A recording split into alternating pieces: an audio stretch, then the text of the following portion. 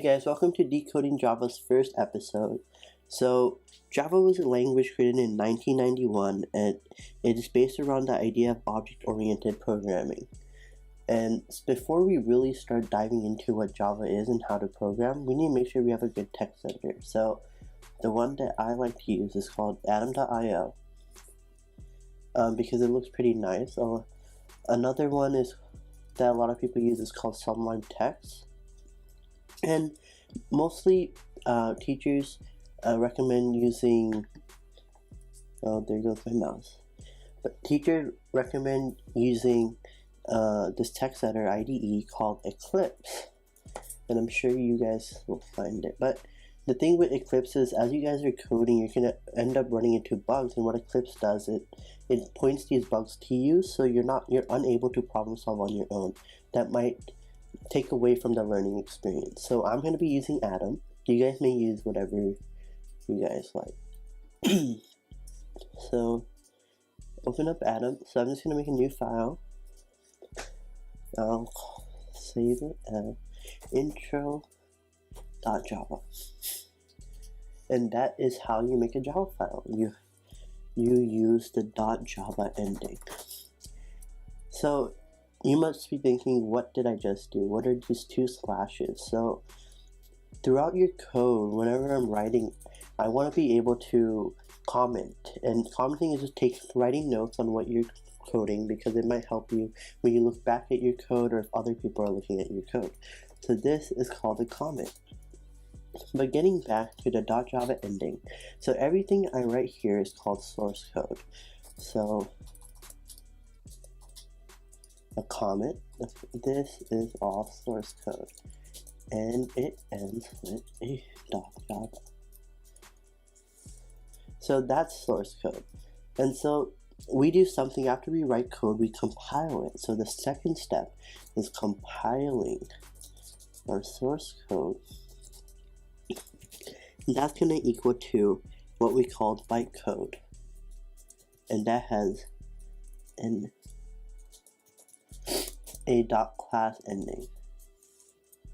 So how do I compile our source code? So like I was saying, we're using Atom, but a lot of people might be using Eclipse, and I don't really understand completely how it works, but I think you can just compile by pressing run at the top.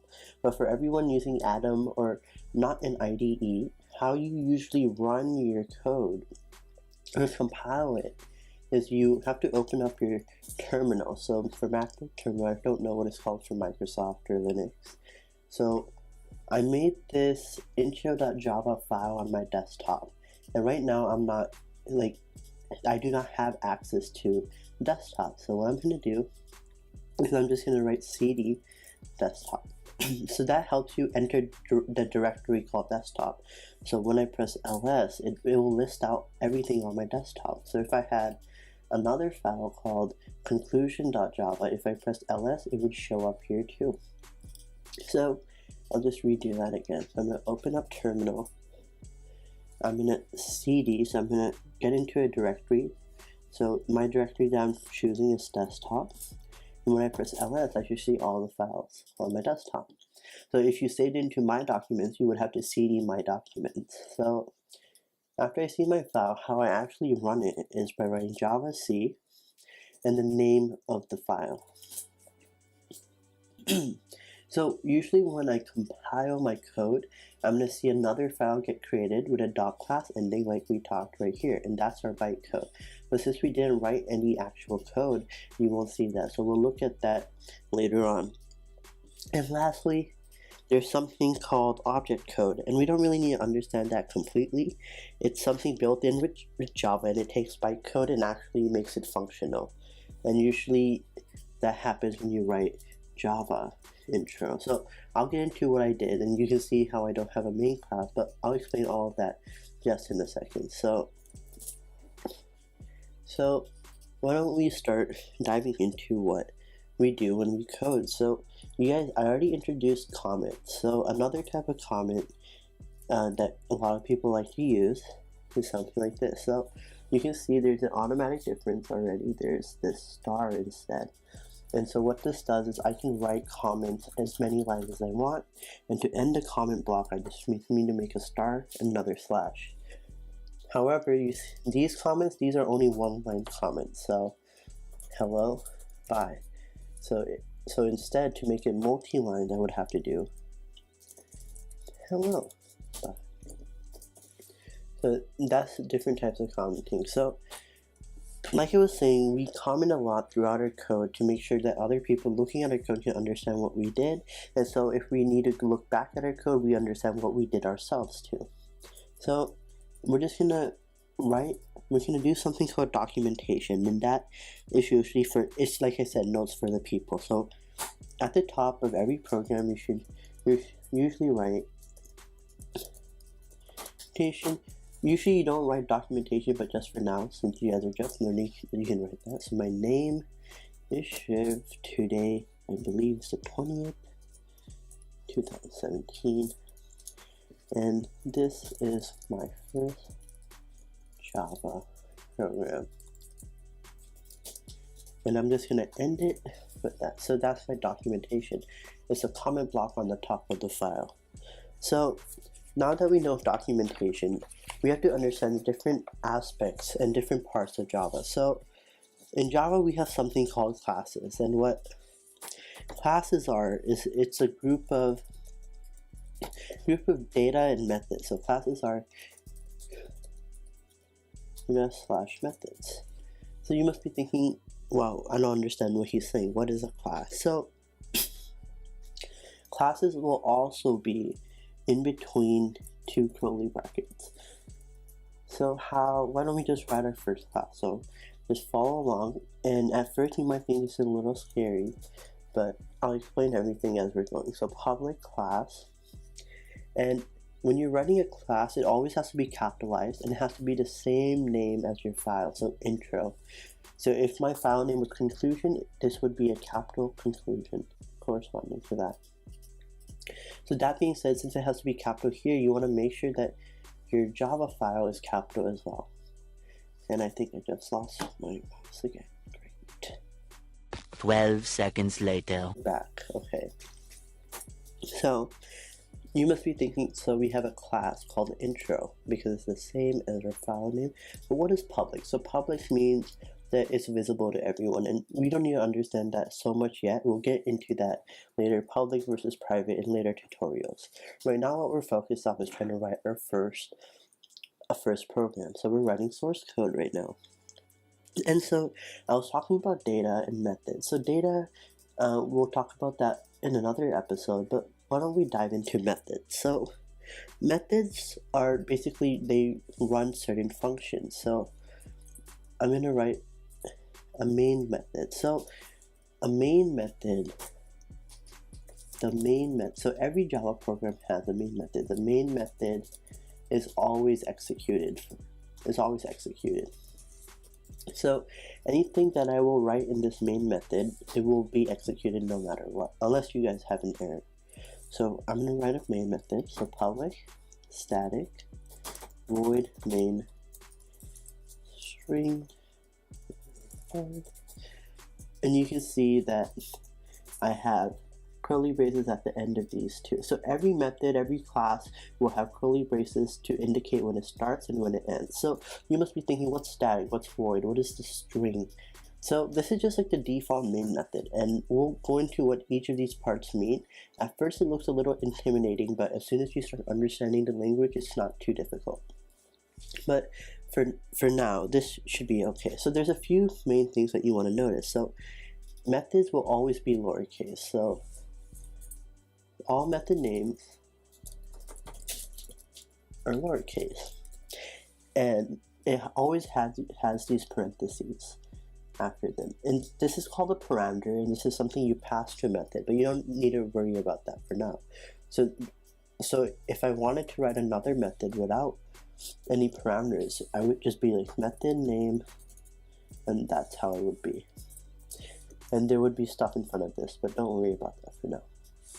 So like I was saying, the main method is always going to be executed. So anything that I write inside this, will end up executing. there's a lot of methods that other people have defined, and that are public to every programmer who's writing Java. So a very popular one is called print, and then there's also println. So I was saying parameters, right? So let's say I want to print something out to the terminal. How I do that is by writing a system. Oh, my terminal is freaking out. Oops, okay. So I write a system.out.println. So what I'm doing right here seems a little intimidating, and that's okay, but what it's basically saying is that it's going to print out to the system, and this is the method's name. It's called println, and this is how you call a method, and we'll get into that a little later, but for now that's the basic understanding. You're calling a method called println, and inside here you can pass a parameter. Let's say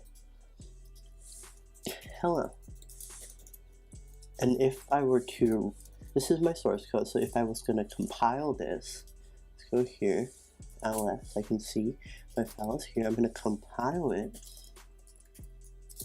and hopefully it runs without any errors, and it did. And now you guys can see right here that I have my object code. So, oops, not object code, I mean bytecode. So you see with the dot class ending. And so I compiled it, but how do I actually see hello print out here? So to run a file, to run a Java program, you have to write Java and the name of the file, not with the .java ending. So it would be Java intro. You can see I printed out to the console, not the console, the terminal. Hello. So this is pretty straightforward. You can understand that what it's saying is I'm printing out to the system. It's calling a method that will print out. It says println. And another popular one that you guys should know is system.out.print. So you must be wondering, what's the difference? Well, ln stands for a new line. So if I were going to write this, what you'll see is that I'm gonna just recompile. Every time you change your code, you need to recompile and rerun. And you can see how it's different because there's no line created after this. So what a println is basically telling you, after you print this out, you want to make a new line after it, which can be seen here. But here, since I'm using the print command, it's not going to make a new line. So for now, that's basically a good start. And this, you guys wrote your program. So taking everything that we learned today, we're going to write a mini program that will print out 1 plus 2 is equal to 3. So like I said, we have a class which is the same as our file name. We have a method, the main method, which is always executed. And inside we're calling another method called println, which was written by someone else, public to everyone else. And yeah, it's a little scary at first when you're first learning a program, but for now, this is all we need to know. So to write it, 1 plus 2 is equal to 3. So it's really important that we have these two quotation marks because it's a string. It'll be passed as a string, and you must be thinking, what is a string? I saw it here. He just said this is a string. Don't worry about that. We'll get into that in the next video, but make sure you have these two commas, not commas, two quotes right there. So now that we know everything looks good, and to make sure that we compile, you have to write java c class name.java, and then running is equal to Java class name. So hopefully, if I go to my terminal, which I'll do it again for all you guys, I'm going to go to my terminal, I'm going to choose a directory desktop, I see my file, you can see that we also have our bytecode. I'm going to recompile it because we need to make sure that because we changed it, and finally I'm going to run the program, and it should say 1 plus 2 is equal to 3. And basically that's it for our first tutorial. Good job guys, you guys just wrote your first program.